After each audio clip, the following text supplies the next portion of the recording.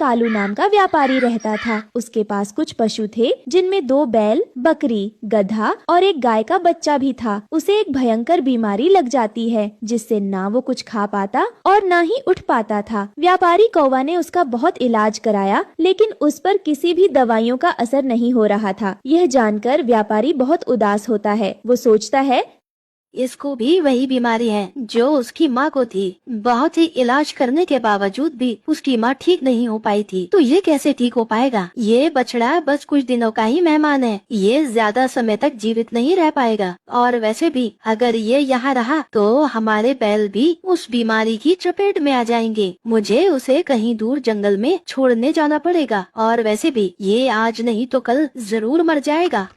वो किसान उस बीमार बच्चे को अपने साथ जंगल में ले जाने लगा और चलते हुए बोलता जा रहा था, है ऊपर वाले, मुझे तो बहुत बड़ा घाटा हो गया। ये बछड़ा तो कुछ भी नहीं खा रहा था और न ही इस पर कोई दवाइयों का असर हो रहा था। ऊपर से खर्चा भी बढ़ रहा था। कहीं इसकी ये लाइलाज बीमारी मेरे और बैलों को लग जाती तो मैं बर्बाद हो जाता।